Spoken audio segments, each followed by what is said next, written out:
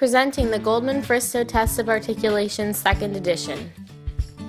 What is the Goldman-Fristow Test of Articulation, 2nd edition? I'm glad you asked. The Goldman-Fristow Test of Articulation, 2nd edition, also known as the GFTA-2, was developed by Dr. Ronald Goldman and Dr. Madeline Fristow. The test is used by speech-language pathologists as a method to assess one's articulation of standard American English consonant sounds.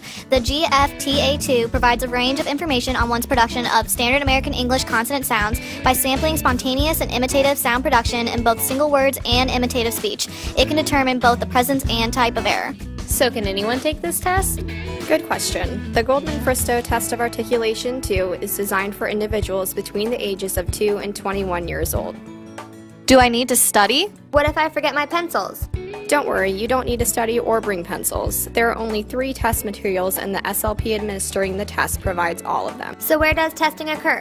Testing should be done in a quiet, well-lit room. The room should have a table with 2 chairs facing opposite of each other so that the examiner and examinee can sit facing one another. What all is included in this examination? Good question. The GFTA-2 has 3 sections: sounds and words, sounds and sentences, and stimulability. But why does this test need 3 sections? Sounds and words can be used alone for normative and descriptive interpretation. Sounds and sentences may be used alone to identify mild problems, especially those apparent only at the conversational level. Stimulability may be used alone to monitor progress. Stimulability is also used to determine the relative ease that the examinee is able to correctly produce previously misarticulated consonant sounds with the aid of visual and auditory modeling from the exam administrator. Can you tell me a little more about the sounds and words section of the GFTA-2? No problem. In this section, the examinee will look at a series of illustrations and identify target words. The examiner can point at the items and say, "What is that?" and the person taking the test will respond. The administrator of the exam will note how the examinee articulates each word. So what does the sounds and sentences portion involve? The administrator will read the story to the examinee with the story facing the examinee. Special emphasis should be put on the target words throughout the story.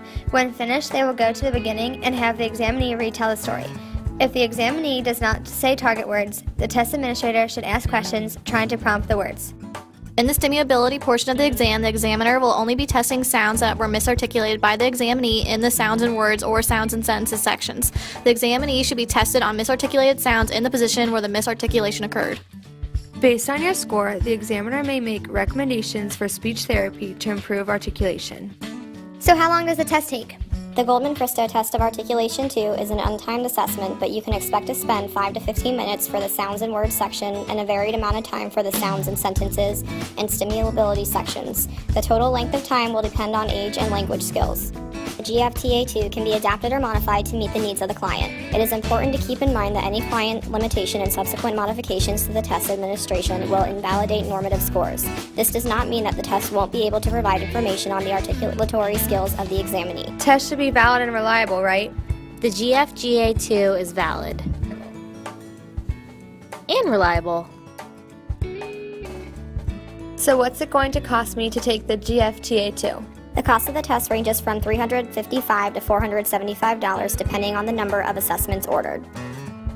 Don't delay! Sign up for the Goldman-Fristow Test of Articulation 2 today! Created using Powtoon.